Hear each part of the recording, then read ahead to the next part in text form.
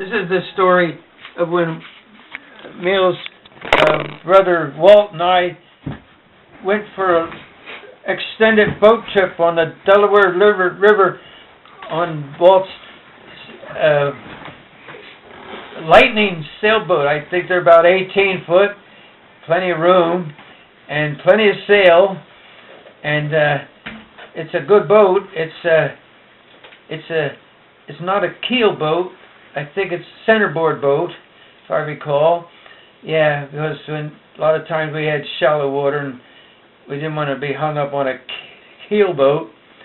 So anyway, Walt and I decided to go down from Trenton, New Jersey, down to Seaside Heights, New Jersey, all the way down the Delaware River until we got down almost to the bottom, Cape May. Then there's a cut off. You can get into the inland waterway, and you can go then back up north all the way to Seaside Heights. But there's some interesting things that happen along the line, because some of them are inlets where the ocean is coming in and out. Well, anyway, we started out, and we had a big my Navy sea bag full of canned goods. That was going to be our chow for the week. So we're just about cast off. Well, we did cast off, and here comes his sister, Amelia. We were just friends at that time, and she's waving and hollering with the can opener. So here we are with a whole sea bag full of canned goods and no can opener. So we never saw her hollering and waving. So we're down the river, and we go down and down and down. We get down past Philadelphia, and we always stand close enough to the Jersey shore. We didn't.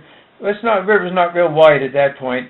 So we kept on going and going, and at night we'd pull in to land someplace, an inlet or something, and tie up, and we'd sleep. So here we are down there, and I don't know, I guess Walt had a penknife or something. We managed to get the cans open, and that's what we ate.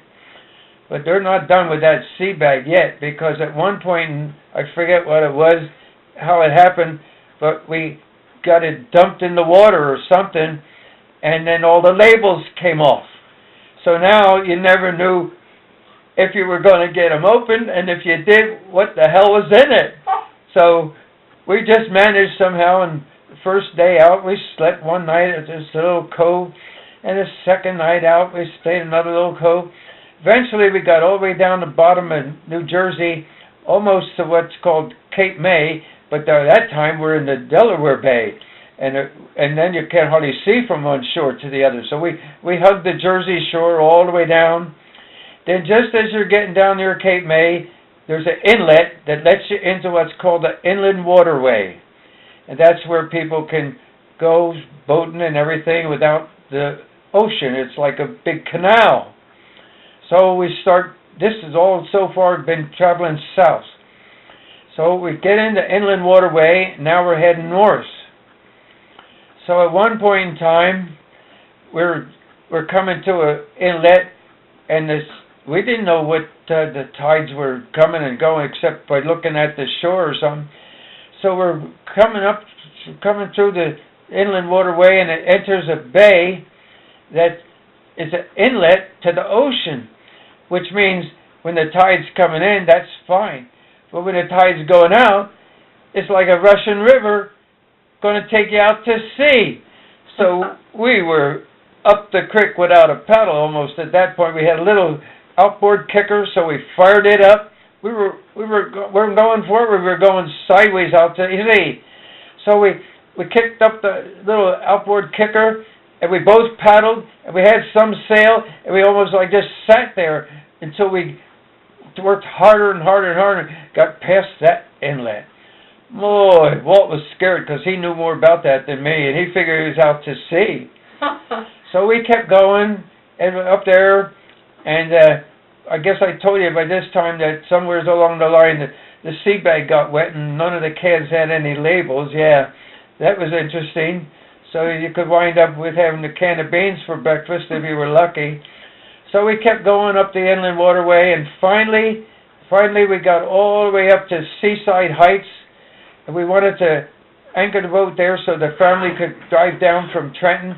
It's just like a 40-mile drive or something, and they could have a nice sailboat to sail around in one of the bays down around Seaside Heights. Nice calm water and nice deep water. So we finally made it. We were quite relieved. We looked pretty ratty, pretty relieved.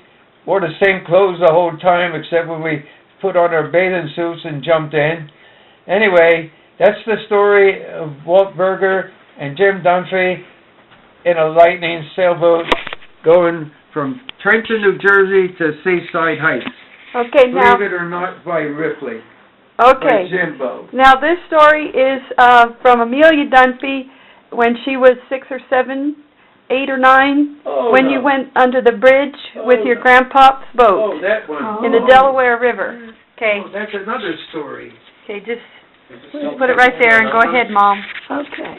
You went on the boat with your grandfather?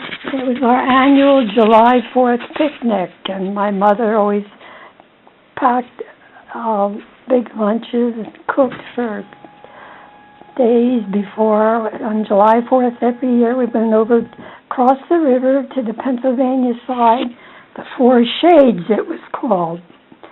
And my grandpa came with his rowboat, and he took us all for a ride up towards the Trenton Makes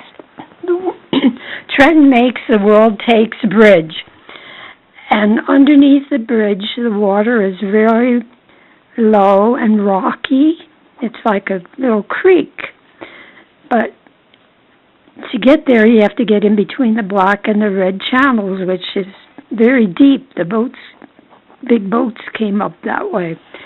Anyway, Grandpa got stuck on the rocks underneath the Trenton Makes the World Takes Bridge. And I was elected, I guess, to push it off the rocks, which I did, but I jumped right out into the channel between the black and the red buoys. And the tide was going out, and I was swimming as fast as I could after Grandpa and the kids in the boat, and everybody's yelling. And I swam. I got in the boat. I think I was only about 7 years old, and I could swim real good, though, because we spent our lives on the Delaware River. Remember you said and Grandpa, every time he would tell that story, he'd get all excited. He would remember that story about that little girl jumping out and pushing me off the rocks under the bridge and landing right into the channel between the buoys where the big boats used to come up.